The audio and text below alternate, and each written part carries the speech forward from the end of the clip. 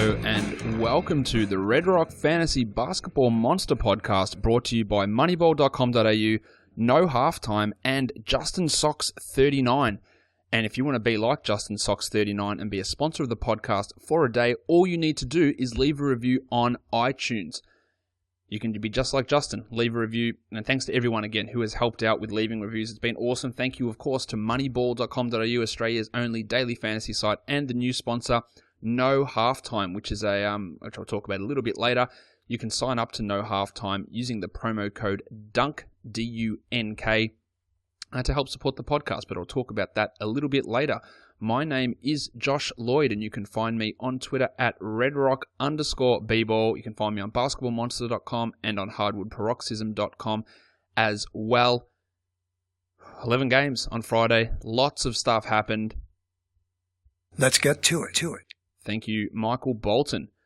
Now, we're looking at the monstrous line of the night. There's a lot of things that you need to look at and a lot of big performances that go into it. I normally look at it from a head-to-head perspective, and I've been hanging for this guy to get the monstrous line of the night, and that is Brandon Knight of the Phoenix Suns. And the main reason I wanted Brandon Knight to get the monstrous line of the night is because I have so much fun with his name in terms of puns for episode titles. So you will see the title of this episode is Knight in White Satin.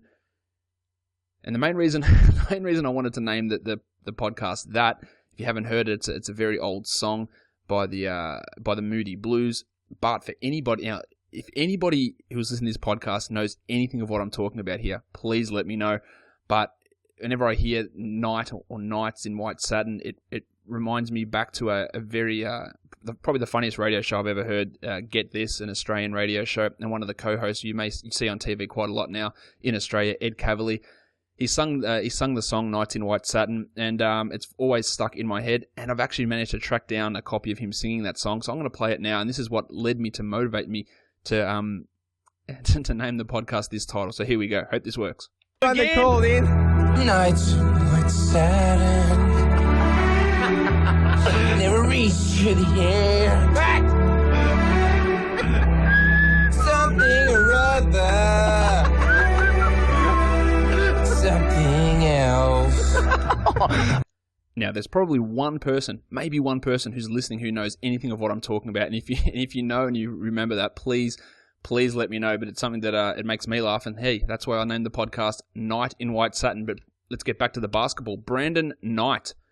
Huge, and look, another huge game for Brandon Knight. 36 minutes, 38 points. He hit 6 threes and had 11 rebounds, 6 assists, 2 steals, and a block. 11 of 20 shooting, 10 of 12 from the free throw line. He's been absolutely awesome. I don't think there's any other way of putting it. 9-cat rank, he's inside the top 15. He's averaging almost 22 points a game, almost 3 threes, 5 rebounds, 5 assists, 1.5 steal, half a block on 45 and 84 as his percentages. Now, he struggled big time coming to Phoenix last year. He had that ankle problem, and it caused him to miss basically the whole second half of that season. He only played a few games in Phoenix. We were a little bit worried. How's he going to fit in? Was the Milwaukee thing a fluke because he was the only talented offensive player on that team? How's it all going to work out? The answer is it's working out pretty good, or pretty well. Maybe that's a better way of putting it. I own him in a couple of leagues, and I couldn't be happier. Now, obviously, he's just putting up just massive numbers, and it doesn't look like there's any sign of it abating. The Suns are running everything through their guards. Their 3, 4, and 5 don't get anything in comparison to their guards, and that's fine because their guards are clearly their best players. And that's Brandon Knight and Eric Bledsoe, just putting up huge numbers. Let's look at the last 5 games from Brandon Knight. He had a game against the Clippers where he went 37 with 2 rebounds, 4 assists, and 6 threes. A quiet one against the Nuggets where he had 10 points. Then he went against the Lakers and went 30, 10, and 15 with 4 steals. He went 23, 3, and 4 against the Bulls, and then 38, 11, and 6 with 6 threes here. So he's had just huge games. So 3 in his last 5 games of over 30 points scoring. A triple-double in that, another double-double in that. He's had 2 games with 6 three-pointers in that stretch as well. And 2 of those games, he shot over 50% from the field, and he's taken over 20 attempts in 4 of those 5 games. He has just been absolutely incredible to start this season. Somehow he got even better than what he was last year when he was in Milwaukee, and that was a bit of a surprise what he did in Milwaukee as well. So another massive performance from Brandon Knight. The waiver wire line of the night goes to Ish Smith of the New Orleans Pelicans. 31 minutes for Smith, 17 points, 4 rebounds, 13 assists, 7 of 10 shooting. To say that Ish Smith's been a surprise this year is an understatement as well.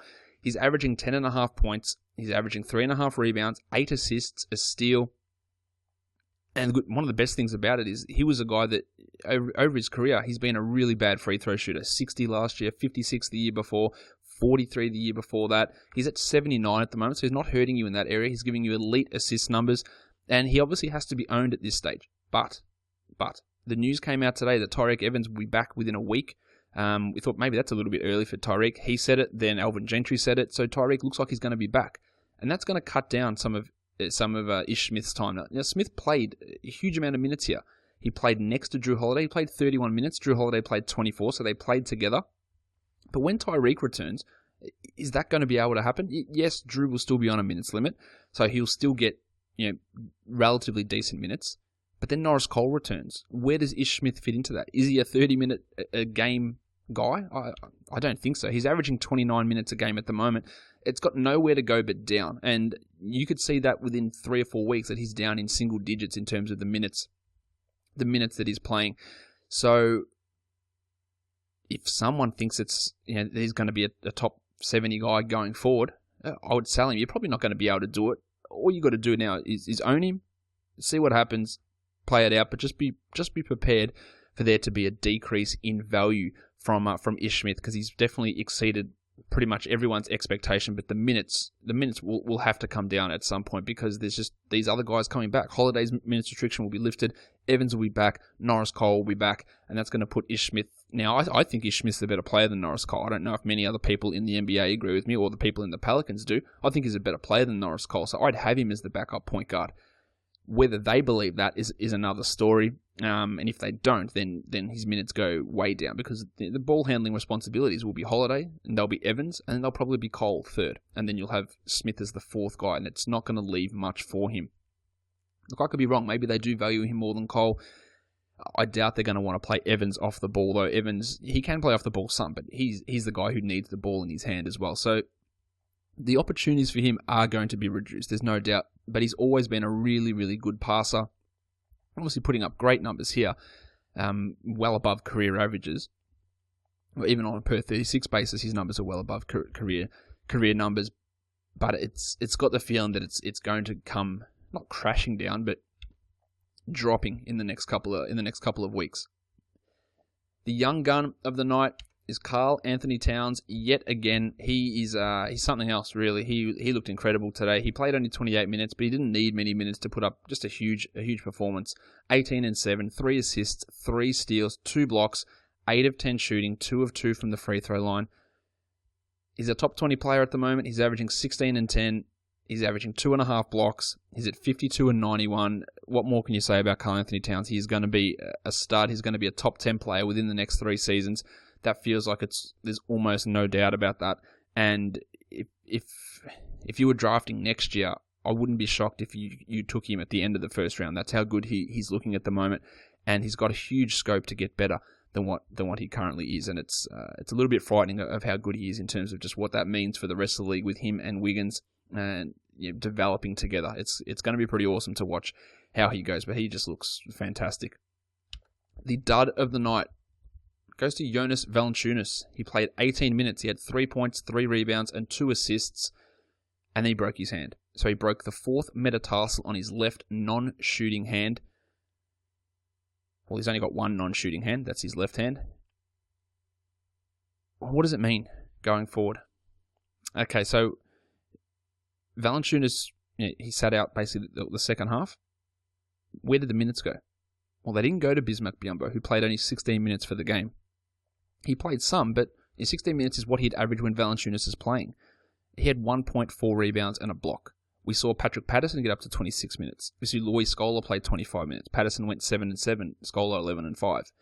The minutes are going to go to these guys. It's going to be Scola. It's going to be Patrick Patterson. It's going to be James Johnson, who gets a bump. DeMario Carroll's going to play some 4, pushing Scola and Patterson to the 5. And Lucas Nogueira is going to play a handful of minutes as well. So I'm being bombarded with questions from people. Who's the must-own? Who's the guy to grab? Who's the guy to grab? Well, there's no one. If DeMario Carroll is for some reason inexplicably on your waiver wire, he's the guy to own. In a deep 12-team league, Scholar and Patterson would be the two guys I'd be looking at. If you're desperate for blocks, Bismack Biyombo might go from playing 16 minutes up to 22 minutes and get you 1.5 blocks a game. But by no means are any of these guys, sacrifice everything, blow 25% of your fab, burn waiver wire number one priority on any of these guys. Because, we don't know how long Valanciunas is going to be out. I'm assuming he's going to be out for 4 weeks, which is a pretty standard time frame for a broken hand. But none of these guys are going to go out there and play 32 minutes as the center and be a focal point offensively. It's going to continue to run through Lowry, Carroll, DeRozan, and Corey Joseph to a degree. They'll play very small, and Biyombo will be in there as a shot blocker. So it depends a little bit on what you need. But none of the guys, to me, are really must-own players at all. The DFS value play of the night was Rondé Hollis-Jefferson. He was a minimum salary guy at $3,500 and he put up 30.2 points on FanDuel. And congratulations if you had Rondé Hollis-Jefferson on your team. I don't know why you would have had Rondé Hollis-Jefferson on your team. I'm sure somebody did. I'll get to him a little bit later on with his performance. Let's do it now, actually. But congratulations if you did, because that was a pretty decent performance. He had 13 points, 11 rebounds, 3 steals, and a 3-pointer. He also took 12 shots, which was the second highest on the Nets. Now, the Nets were getting blasted by the Celtics, so some of the way that things went down in that game aren't necessarily representative of how they're going to go down for the season, but it was good to see him getting out there and doing a little bit offensively. Now, on the season, he's only averaging 8.2 points per 36 minutes, and he had 13 here. He's been a good rebounder. He's at 5.5 on the season. He's almost at 1.3, or he is at 1.3 steals, and these are only in 21 minutes, and he's shooting 48% from the field.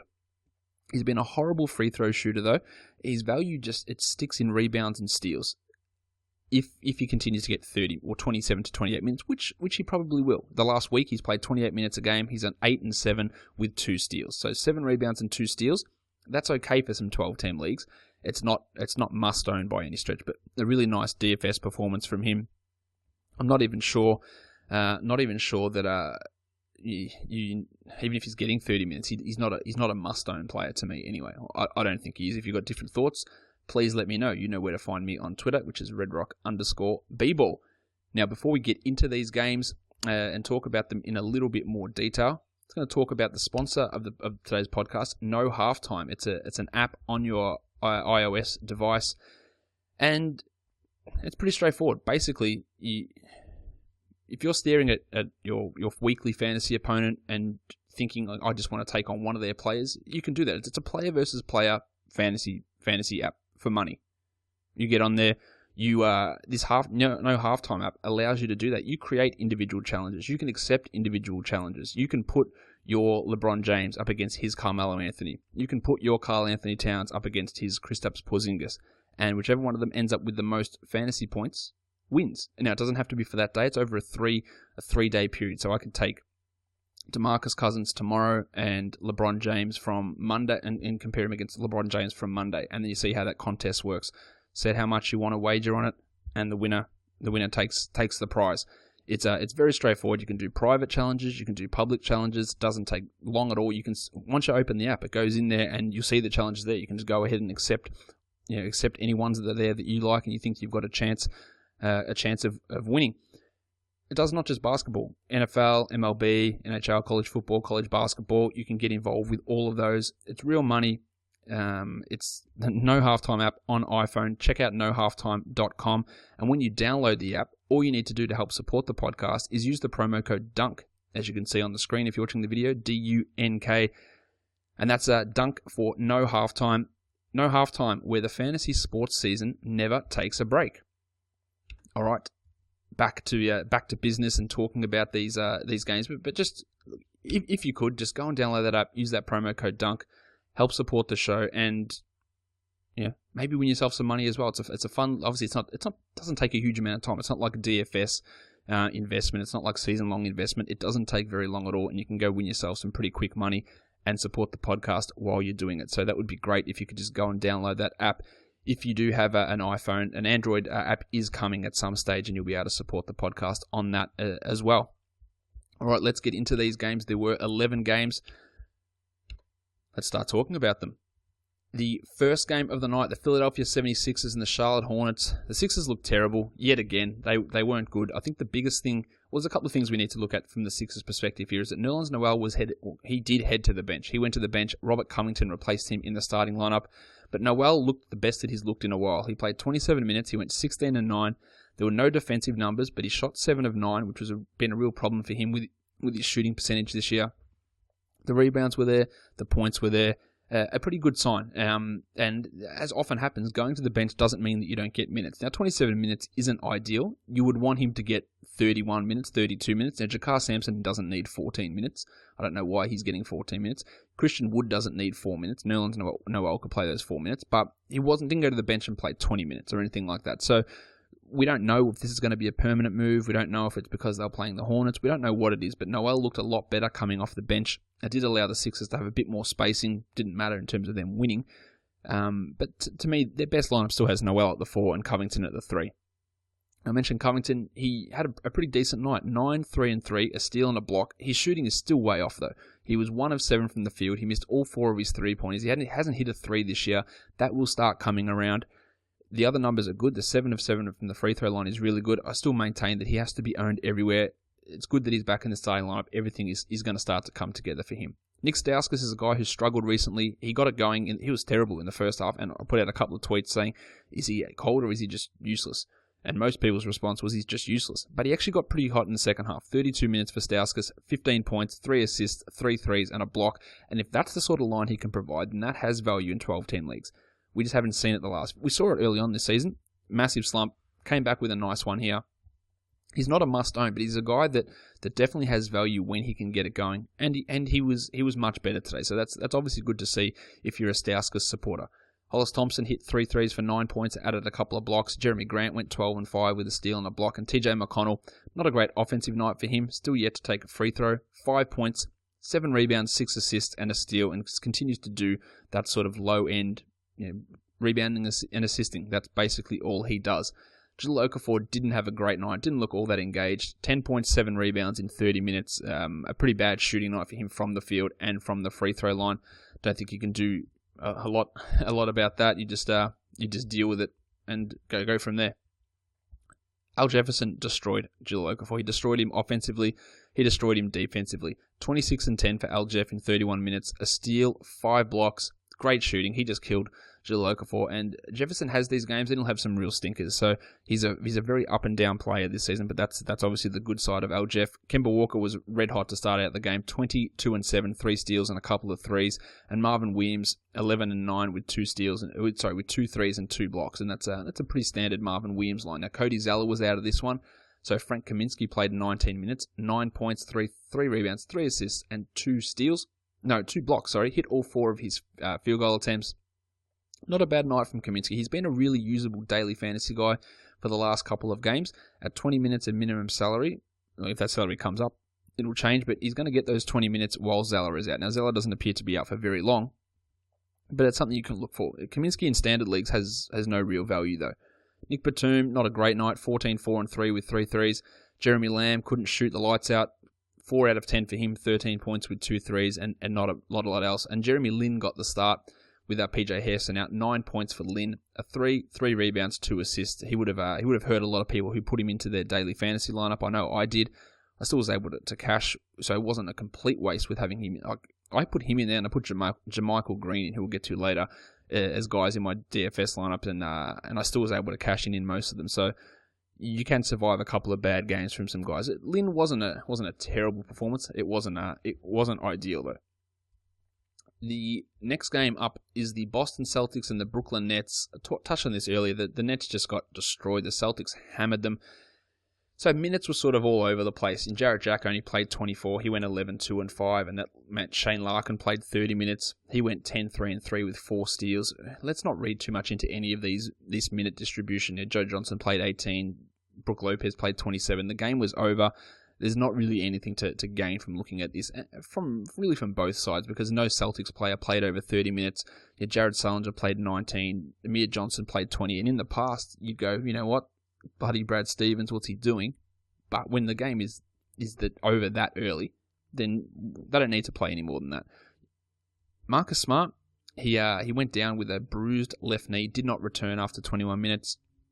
He was seen in the locker room with no strapping, no ice or anything on it, so it looks like it's going to be okay, just a bruise. Now, he might miss a game, though, so bear that in mind. He was actually putting up some nice numbers, 7, 2, and 4 with a steal and a 3. Not a bad start from Smart before he went down.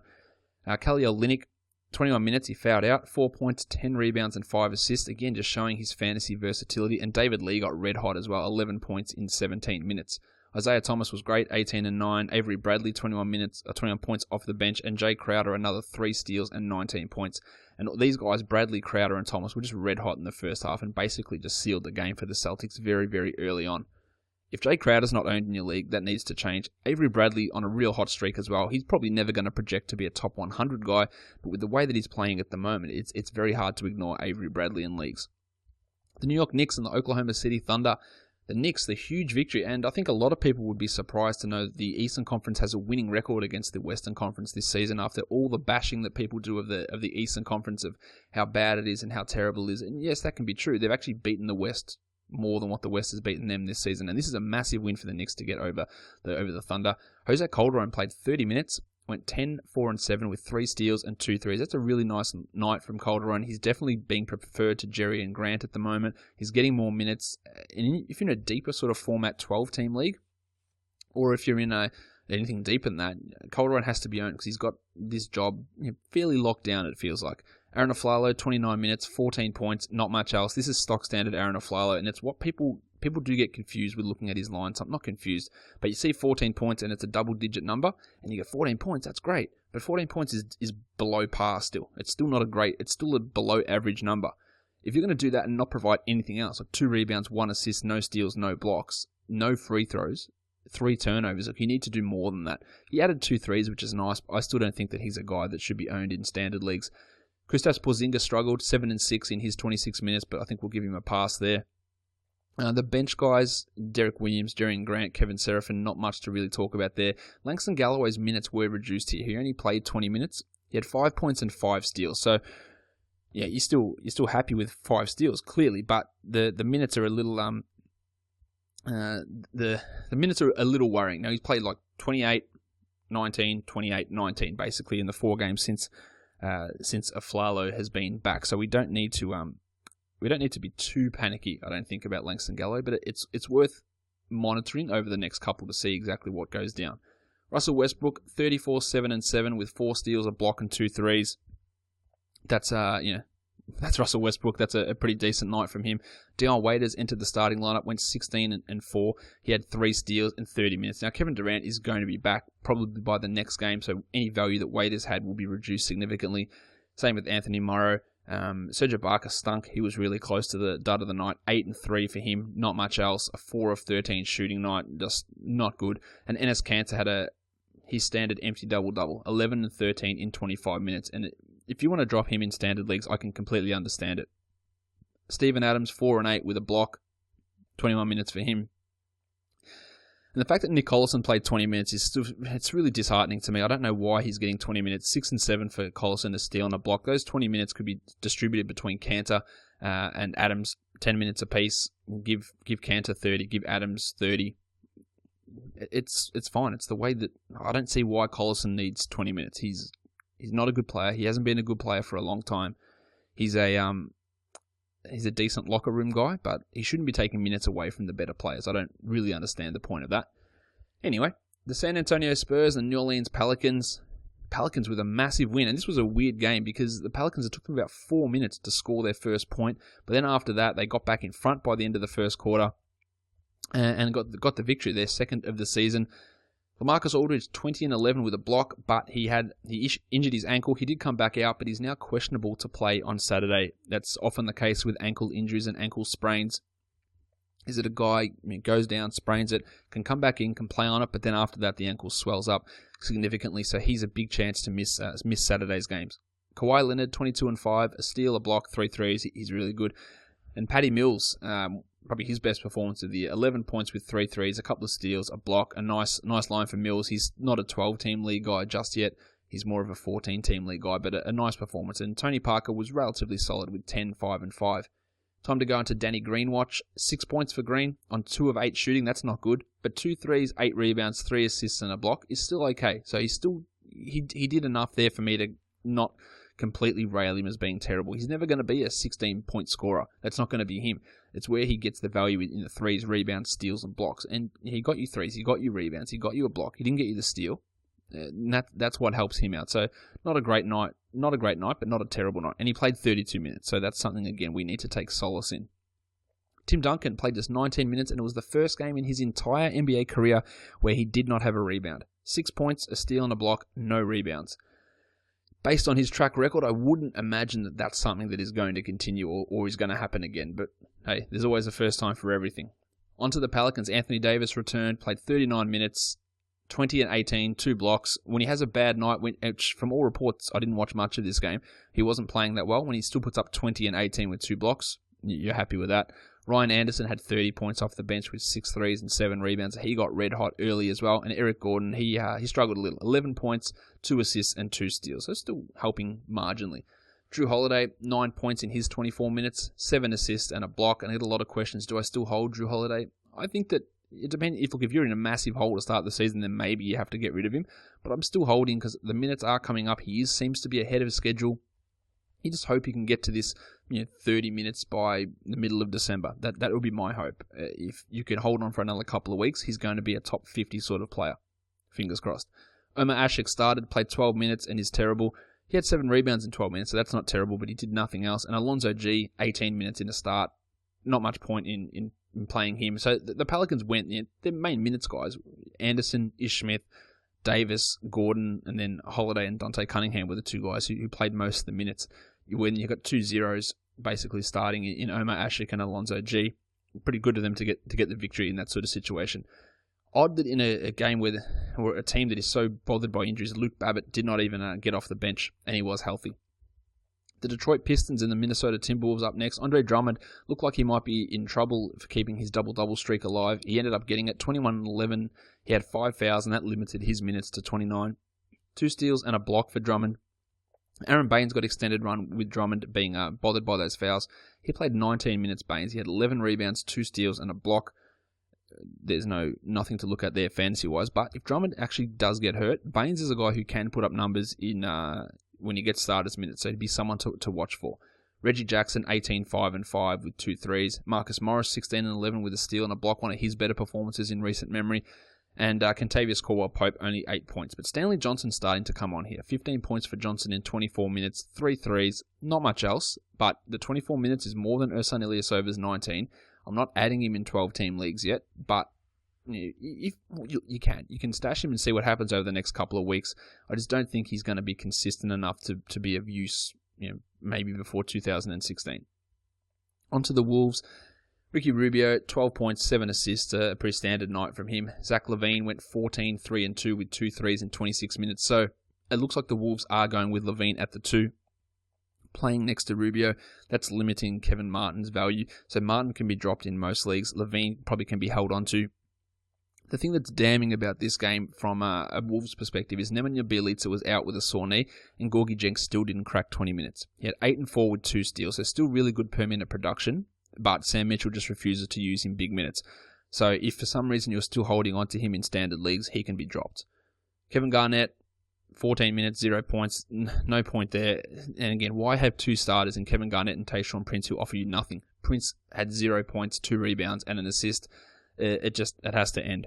Andrew Wiggins, 21 points for him in his 36 minutes, 5 rebounds, 3 assists. Some pretty poor percentages for Wiggins, so 7 of 17 and 7 of 11 from the free throw line. But he's scoring. He's on, I think, a 6 or 7 game streak of 20 points. So some pretty nice, some pretty nice numbers from Andrew Wiggins in that scoring department. The Houston Rockets and the Memphis Grizzlies still went with Jason Terry over Ty Lawson as the starting point guard. Terry played 21 minutes. Lawson played 16. What that tells you is they went without an actual point guard for a big chunk of this game. Patrick Beverley was still out with the ankle injury. Ty Lawson had 8 points in his 16 minutes, 4 assists, 2 steals, and a block. So the numbers look okay, but he's not a must-hold to me in a 12-team league, and Terry's not a must-own, nor is Patrick Beverley, because James Harden is the point guard. He went 22, 6, and 5 with 2 steals, 2 blocks, and a 3. And Trevor Ariza went 19 and 4 with 3 steals and 2 threes. And Dwight Howard Only took 5 shots, but managed 12 points, 15 rebounds, 2 blocks, and 3 assists. Now, Howard is continuing to set out back-to-backs, but what the Rockets said they're going to do is they're going to start playing him in back-to-backs, but limiting his minutes in each game. I don't know what's worse from a fantasy point of view, if he sits one game and doesn't play the other one, or plays both with limited minutes. In the end, it probably ends up being the same, unless you're in a rotisserie situation and it costs you, games played, or you've got a games limit during head-to-head. You get one full game production out of 2 games played. That's not an ideal situation. But I guess it's a step forward if you can play in both games. Instead of playing 35 minutes in one game, if you can play 24 in 2 games, you're getting more overall production. So it's a step in the right direction for Dwight Howard. Terrence Jones played 29 minutes, 10 points, 4 rebounds. Not a great night from Jones. 4 of 12 from the field and 1 of 4 from the free throw line. He'll obviously be better than that, but there'll be nights when he's not. The Grizzlies, Marc Gasol had his first career triple-double, 16, 11, and 11 with 4 steals. A big night from Gasol. Mike Conley had 26, 3, and 5 with 3 steals and 3 threes, and both those guys looking a lot better after slow starts to the season. They were big buy-low candidates. You obviously can't buy low after a triple-double and 26-point night from Gasol and Conley, but big nights from them. Zach Randolph sat this one out with a sore knee, so JaMychal Green got the start. And for some reason, in the last game, JaMychal Green played 30 minutes off the bench. In this one, he played 23. He wasn't great, 5 and 5. He still was the right play in DFS at that salary, trending. He had 24 and then 30 minutes in the 2 previous games, and then in this one, couldn't get on the court for long enough to have much of an impact. The Grizzlies went with Matt Barnes, who played 34 minutes. Vince Carter was resurrected from the dead, and he played 18 minutes, went 6 points with 2 threes and 2 blocks for Vince. Barnes had 12 and 7 with 3 steals. And that's great. Barnes can always produce if he gets minutes, but who knows when he's going to get minutes. He played 34 here. Jeff Green played 29. Courtney Lee played 32. So it's just really hard to own these guys in 12-team leagues. Barnes, Green, Tony Allen, Courtney Lee, because we don't know how it's going to work. Tony Allen played 15 minutes in this one. So the bench guys got more minutes than the 2 starters, and how often is that going to happen? It makes it hard. Unless you know exactly how it's going to work on their rotations, and you don't, then it makes it really hard to roster those guys. Mario Chalmers came back to earth. He still took 6 free throw attempts. He went 6 of 6 from the free throw line, so his ridiculous run of free throws continued. But he only played 17 minutes, 10 points, 4 rebounds, 3 assists, and went 2 of 9 from the field. So this is more Mario Chalmers than what we used to, than what we saw those ridiculous explosions. If you picked him up, I didn't think he was a must-own guy, but you got some value out of him for today, so you can hold on. But I don't think it's a must-hold situation for Mario Chalmers. The Utah Jazz and the Dallas Mavericks. Gordon Hayward looked a lot better. 22 and 7, 4 assists, 2 threes. Rudy Gobert. This is just Rudy Gobert now. 8 and 12 with 2 steals and a block. That's great, but it's not fantastic. It's not the value of where you drafted him, I would say. Derek Favors, 18 and 7. Alec Burks off the bench was solid. Trey Burke, 7 and 7 in 22 minutes. Again, he played 22. Harlan Neto played 15. There's 11 minutes of the game without a point guard. So they don't need these point guards to play big minutes. So Burke in a 12-team league, I don't think he's a must-own guy, whereas obviously Burks and Hood are. Hood played 36 minutes again, so he's getting big minutes pretty much every game, 13 points and 4 assists, and he handles the ball. Burks handles the ball. Hayward handles the ball. These guys all take over that ball-handling role away from Burke and Neto, so that's why they can afford to run without point guards a lot of the time. On the Mavericks, Darren Williams, my boy. 36 minutes for Williams, 23, 6 and 8, 3 steals, 4 threes. He almost snatched the monstrous line of the night away from Brandon Knight. I hate saying this, but I was big on Darren Williams at the start of the season, and I hate saying it because I just don't want to be the person who's associated with liking Darren Williams, and I don't like him, but the value he gave you in drafts was phenomenal. He is still available on the waiver wire in leagues. 10 and 12 team leagues, he is still available. Please correct it. Why? I don't see why he should possibly be on the waiver wire. He is putting up sensational value at the moment. He's not losing minutes to JJ Barea or Fatface Ray Felton. It's all him, and he's not Utah Darren Williams, but he's a lot closer to Utah Darren Williams than he was in Brooklyn. And he's putting up. Look, yeah, there's always the risk that he gets hurt. That's fine. But Dallas is playing a lot better with him in the lineup. They're flying at the moment. He has to be owned, as does Zaza Pachulia. 15 and 12 in 39 minutes for Zaza. Another double-double, 4 assists, 2 steals. He's been really good. There's no other way of saying that, and he has to be owned. Dwight Powell probably also has to be owned. 11 and 4, 2 steals and a block in only 22 minutes. The minutes is the thing that worries you a bit with Powell, is that he's not getting big minutes. And 22 is okay, and he's producing in that. But there's going to be nights that in 22 minutes you can't put up 11 points, and that's going to be a bit of a hamper on him. Wes Matthews really struggled. 7 points, not a lot else. A rebound, an assist, a block. I can understand dropping Wes Matthews. I probably wouldn't just yet. But if there's a choice between Wes Matthews and Darren Williams, I'm taking Darren Williams. I prefer Darren over Wes Matthews at this point. Chandler Parsons, 22 minutes. So his minutes are up over 20 now. 9 points, 2 rebounds, 2 assists, and he's obviously causing a lot of people headaches just with this minutes restriction. Phoenix and Denver, talked about Brandon Knight already. Eric Bledsoe had 22 points, 3 assists, 2 steals, a block, and 2 threes, so a big night from him. Whereas their front court was pathetic. 9 points for Markieff Morris in 21 minutes, 6 points for PJ Tucker in 25 minutes, and 2 points for Tyson Chandler in 18 minutes. The bench big men did a lot better. Mirza Teletovic had 15 points in 21 minutes with 3 threes. Alex Len had 9 and 4 in his 14 minutes with a couple of blocks. This is a bit troubling to me because, look, the Nuggets started this one out hot. They got a good lead. The Suns came back. Did Len and Teletovic really start taking minutes off Chandler and Morris? I would have said no before today, but now I go and look at it and think, okay, so what does this mean? I'm not adding Teletovic, I'm not adding Len, I'm not adding John Lua, who played 21 minutes, but I'm a bit worried about Morris and about Tyson Chandler. I'm still holding them, and I still think that they bounce back. Oh, PJ Tucker, forget about him. But Morris and Chandler, I'm still holding them, but it's a bit of a worrying sign. Maybe Chandler's just done. Maybe Morris is... I don't know what's wrong with Morris. He's still okay. Like 9, 5, and 2 for Markieff Morris. A block. His shot's he's just completely off with his shooting. And if he shot 6 of 10 instead of 4 of 10, we're talking about a 13 and 5 game with a block, and it's not a bad night. But shooting 4 of 10 and 9 points in 21 minutes is not ideal. And he obviously, he didn't play big minutes because Mirza Teletovic was getting hot.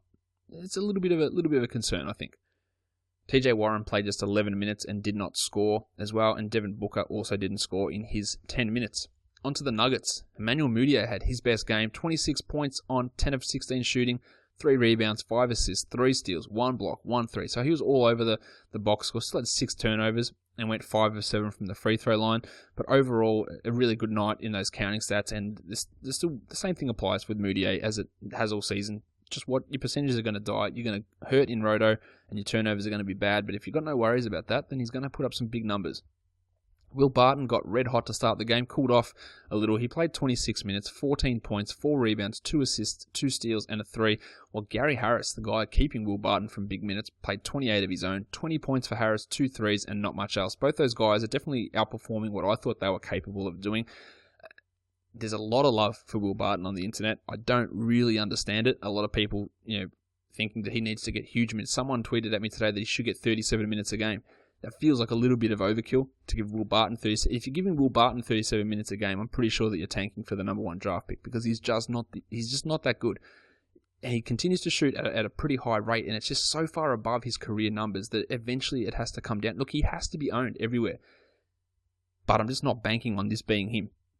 Nikola Jokic got the start, thank God, over JJ Hickson, but he only played 18 minutes, 6 and 4. Now his shot just wasn't on early, so Mike Malone took him off. And Malone, if you haven't listened to Mike Malone's press conference after the game, have a listen. He was not happy with the effort levels of some of these guys, and he didn't single them out, but you'd have to think that includes guys like Jokic who didn't play big minutes.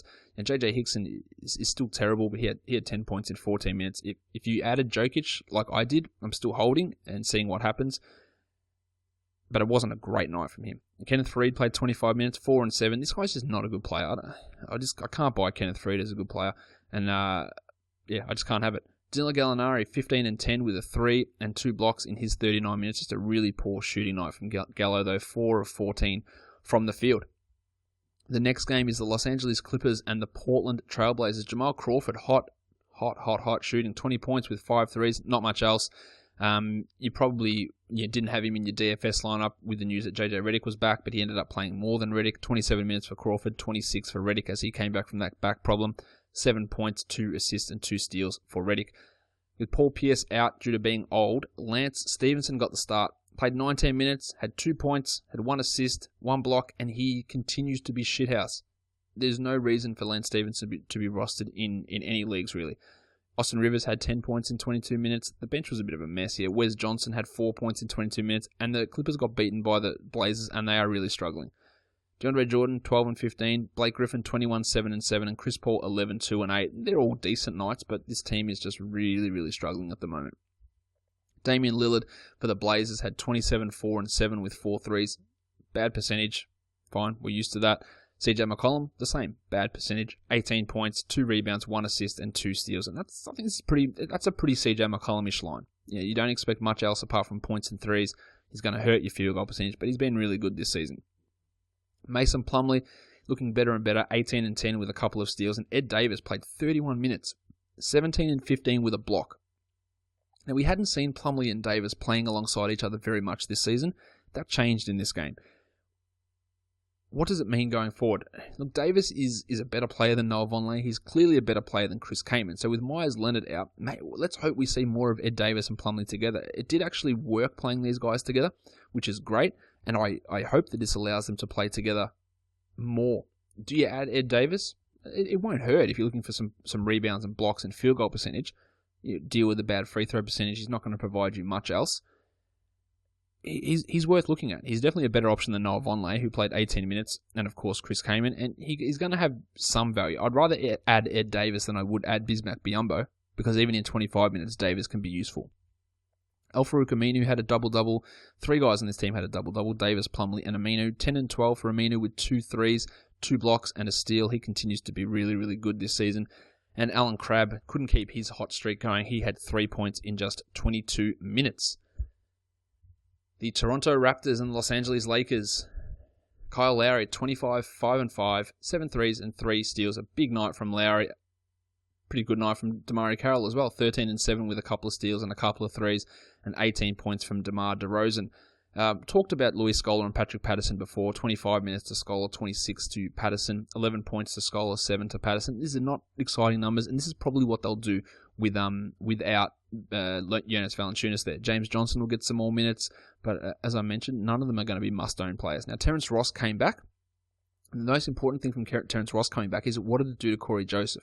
Well, Corey Joseph played 23 minutes, 11 points and 6 assists, and I think that we'll see that Joseph will play out there a little bit more with his injury to Valanciunas as well as they move DeMar Carroll to the 4. So if you picked up Joseph, let's just hold tight for these next few games and see how they run him. If he's going to get 21 minutes a game, it's hard to own.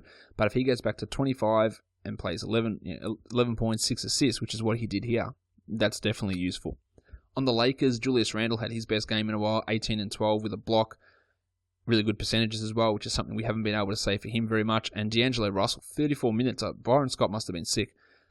34 minutes for D'Angelo Russell, 17 points, 3 threes, 5 rebounds, 2 assists, 1 steal, 1 block. Really, really good performance. Is it a sign of things to come? Well, who knows with Scott, but he's obviously got the ability to put up some stats. So in the 12-team league, if he's floating around, you can have a look at it, but he's not necessarily a must-own guy. 8 and 8 for Hibbert, 13 and 4 for Clarkson, and Kobe Bryant returned, played 37 minutes because of course he did. 10 points, 4 rebounds, 5 assists, 2 steals. 37 minutes means we probably won't see Kobe playing in the next game. And their bench, this is better. Nick Young, 14 minutes. Lou Williams, 16 minutes. Brandon Bass, 15 minutes. Larry Nance, 18. And Metta World Peace, 17. That's a better way to run a rotation in terms of overall minutes. Now, some of the pairings he had weren't ideal, but give minutes to your best guys. 30 minutes to Clarkson, 30 minutes to Russell, 30 minutes to Randall, 27 minutes to Hibbert. That's the way to do it, Byron. Just structure it a little bit better, but that's a little bit better, and it becomes more reliable. And Nick Young's not your future. Lou Williams isn't your future. Brandon Bass isn't your future. Give it to the guys that are your future. The last game of the night, the Chicago Bulls and the Golden State Warriors. Another great game. The Bulls gave the Warriors everything they had. Couldn't get over the line. Jimmy Butler was awesome without Derrick Rose and Aaron Brooks. 28, 9 and 7, 3 steals and 2 threes. Still having issues with his free throws. 4 of 7 from the line. Kirk Heinrich, seriously, 34 minutes for Heinrich. 17 points, 3 threes, 2 steals. I don't know where these last 2 games of Kirk Heinrich have come for. I do not buy it for a second. 27 minutes for Pau Gasol, 14 and 10. And probably the big thing here is Nikola Mirotic played 36 minutes. He went 18 and 10. He had 5 assists. He had a steal. He went 6 of 6 from the free throw line. He was 6 of 17 from the field. So his shooting hasn't been good, but he played huge, huge minutes. Gibson played 16 minutes. Noah played 17 minutes. Yeah, so this is why we needed to hold on to Mirotic, and there was a few people who were saying he only was able to beat up on the bad teams. Well, he's had big games against the Cavs and against the Warriors now, and Højbjerg trusted him in those games to play big minutes against the Cavs and the Warriors. So to me, that says a lot about how he actually wants to run his rotation. So there's been games where Mirotic has been limited with foul trouble, and that's cut his minutes down. There's been games where he's just been completely off, that's limited his playing. But in the big games, Højbjerg is going to him and wants to get him out there big, and he produced for you. So that you should be happy with that sort of output. Tony Snell, 28 minutes, 2 points. That's a Kirk Heinrich, a usual Kirk Heinrich sort of line. But for some reason, Kirk Heinrich has turned into Jimmy Butler now. On the Warriors, Steph Curry, you'd probably say he's a little bit quiet, but he had 27, 5 and 4 with 4 steals and 3 threes. Harrison Barnes getting hot as well, 20 and 9 with 3 threes, including a couple of late ones that were really key for the Warriors pulling away. He's having a really strong stretch at the moment, Harrison Barnes. He's putting up some nice numbers, 15 points, 2 threes, 6 rebounds in his last 4 games. He's shooting 56% in that stretch, and he's at 49% on the season. He needs to be owned in 12-team leagues at this point. He's taking on more of a role. Klay Thompson is having less of a role. Thompson had only 15 points with 3 rebounds and 3 assists. And Draymond Green, 9, 9 and 5 in his 35 minutes. The center position, Andrew Bogut played 18, went 3 and 4 with 3 blocks. Festus Ezeli played 23, went 7 and 9 and 2 blocks. It just looks like whoever's on the bench is going to play the more minutes out of these guys. It's really hard to own either of them now. Yeah, 3 blocks is nice from Bogut and 4 rebounds, but 18 minutes is not. If he gets 24, then it's useful. But in 18 minutes, you can't really rely upon him in 18 minutes to produce the numbers that you need him to. All right, that does it for the games from Friday. Going to have a quick break now, and then we'll be back to talk daily fantasy for Saturday. I saw your picture today. Got me thinking about the things that I would say. But I know you're happy now when you're someplace far away. And I can't remember the way you taste. I walk down your old street, and I wonder if we'll ever meet again. All right, we're back now to look at the daily fantasy games for Saturday. There are 7 games on, and the first game I'm going to talk about is the Orlando Magic and the Sacramento Kings. And for some reason, obviously I'm in Australia, so I can't enter these FanDuel tournaments. I can't get access to the prices normally on Basketball Monster. We have them up. For some reason, the Sacramento Orlando games aren't coming through, so I can't give you any specific prices for these guys. But what we need to pay attention to from a daily fantasy point of view from Sacramento and Orlando is that Rudy Gay escaped serious damage to his shoulder. He's considered day-to-day with a shoulder strain. So any preemptive ad that you made of Omri Caspi in a season-long league is probably not worthwhile sticking to. But there's a chance that Caspi, that Gay misses this game on Saturday. And if Gay misses, Caspi becomes a really valuable guy. I think that DeMarcus Cousins is going to have a really good chance to put up some big numbers as well. Against Orlando, he's been putting up great numbers. The Magic aren't great at defending opposition centers. And Rajon Rondo's been balling lately, averaging 45.5 points over his last 5. The minutes, with Collison back, the minutes are still a bit of a risk. But I think you pretty much have to play Rondo at this point. Gay, even if Gay was playing, I don't think we'd be looked to get him in a lineup. Evan Fournier continues to be a real surprise packet this year. He's averaging almost 33 points in his last 5 games, so he's someone we can pay attention to. And Alfred Payton had a really big game in the last one. I don't think that we want to really look at him in DFS, nor Tobias Harris. The next game is the Milwaukee Bucks and the Indiana Pacers. We need to check on the status of a couple of guards from the Pacers, and that is George Hill, who's questionable with an illness, and Rodney Stuckey, who's questionable with his ankle issue. The value here is probably in the big men for the Pacers, and that's Jan Mahinmi, who's priced at 4,800. Has been putting up 26 points in his last 3, which is nice at that sort of salary. So it's not great, but it's okay. Paul George at 9,500 has been putting up huge numbers. I think that you can be fairly confident in using him if you want to go for a high-priced small forward. He's not going to be the best high-priced small forward on the board. We'll get to that a little bit later. But he put up 57 in his last game against the Sixers. He's averaging 47 across his last 3. And he's a big chance to go over 50 at pretty much any time. And the Bucks, for as good a defensive, or as well as we think they are as a defensive team, let's try that again. As good as we think that they are as a defensive team, they actually yield a lot of fantasy points to opposition small forwards.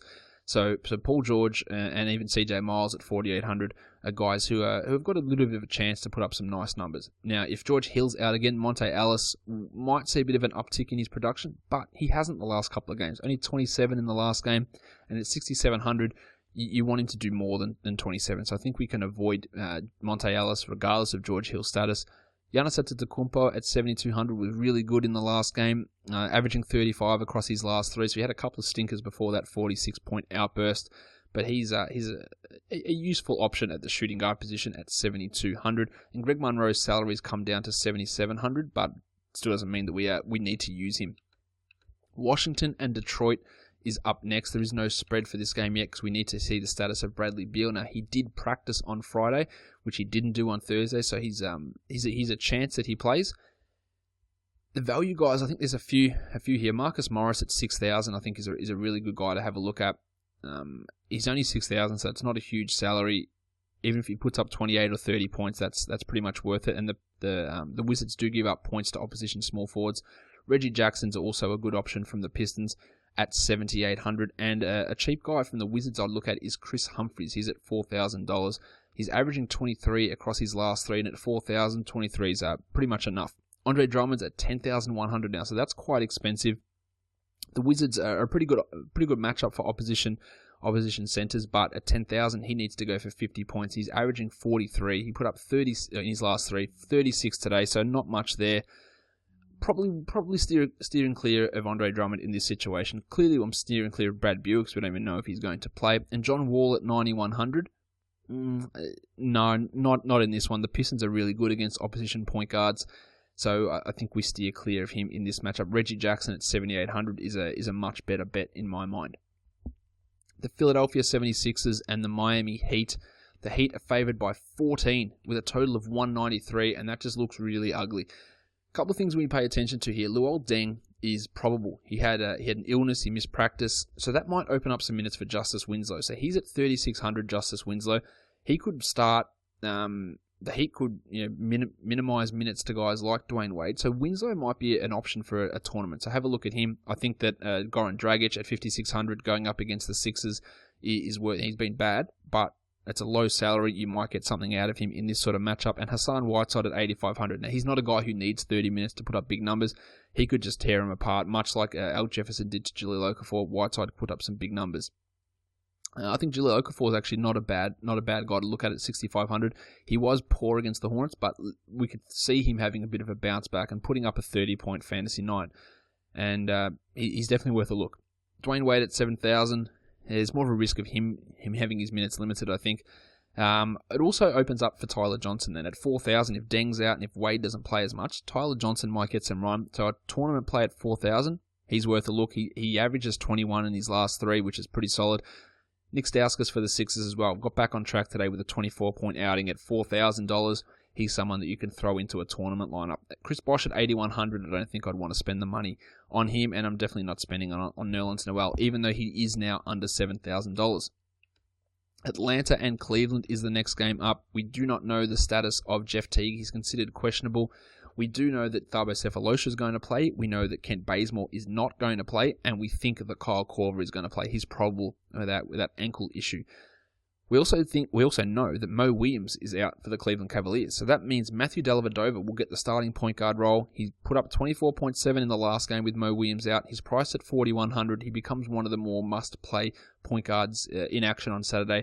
J.R. Smith at 5,000 has been really good as well. He's someone we can look at who should get a bigger role with no Mo Williams. And a couple of other Cavs I really like in this situation. LeBron James at 10,100 and Kevin Love at 7,900. I think that with Williams out, there's going to need to be some more offense created. So James and Love should be able to put up some relatively decent numbers. There's some okay guys to look at. Paul Millsap's now up to 8,500. The Cavs are a pretty solid team in terms of allowing points to point power forward. So he might be in a situation to put up some pretty big numbers. He put up 55 in his last game. I do like Paul Millsap at that price. And there's going to be no Timofey Mozgov, who's out for the next 2 weeks. So Tristan Thompson at 5,300. He put up 27 in the last game. It's not a massive stretch to think that he can go for 30 points or 32 points. So in a tournament, you might want to have a look at Tristan Thompson. Obviously, if Jeff Teague sits, then Dennis Schroeder at 5,100 becomes one of the better point guard plays on the board as well. The New York Knicks and the Houston Rockets, both these teams offer back-to-back. The Rockets are favored by 4.5. They have just been terrible, and the Knicks would fancy themselves a huge chance to get a win here. The total is 205. As I mentioned before, Dwight Howard is out.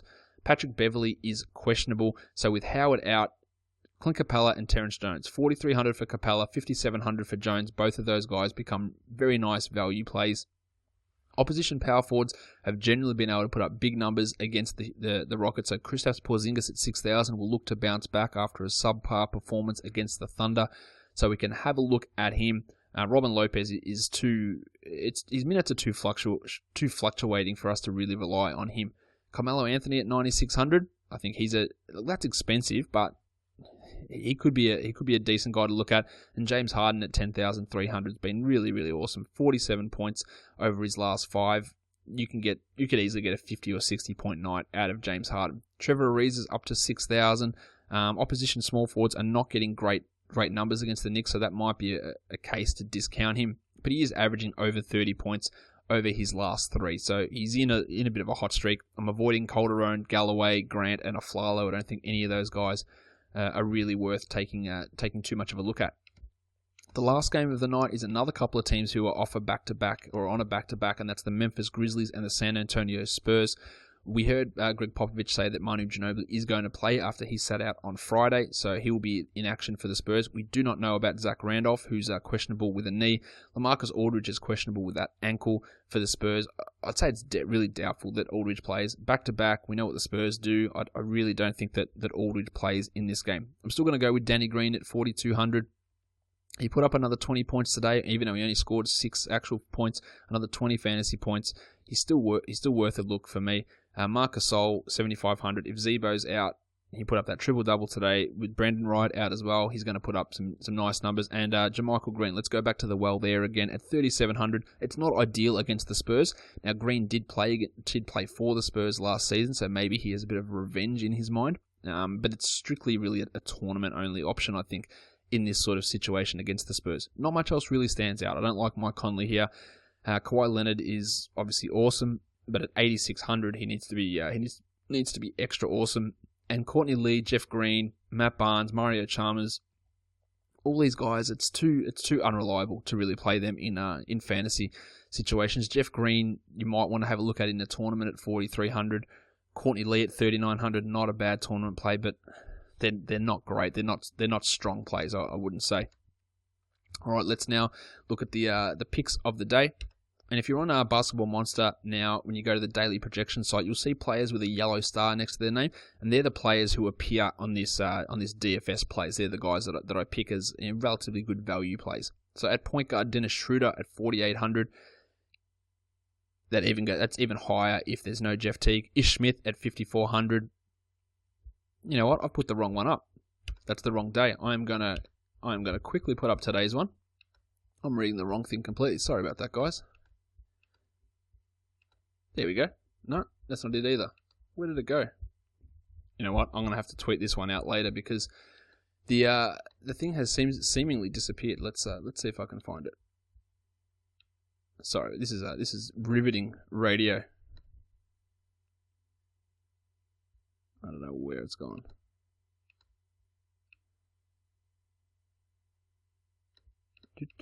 Just sing along to yourselves while I try and find this. No. Well, that's gone. I'll tweet that out later when I find it. So I do it, but you know what? I can give you them verbally because I've got them in front of me here on the Basketball Monster website. I'm just going to bring that up.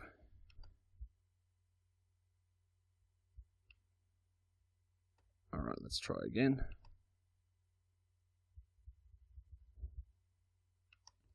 Sorry about this, guys. I thought that was ready to go. Clearly not. Okay, so. Let's talk the 3-point guard value plays. Now, that's if we look at the cheap option is Matthew Dellavedova. He's at 4,100. Goran Dragic at 5,600, and then Reggie Jackson at 7,800. The shooting guards, J.R. Smith Danny Green at 4,200, J.R. Smith at 5,000, and James Harden at 10,300.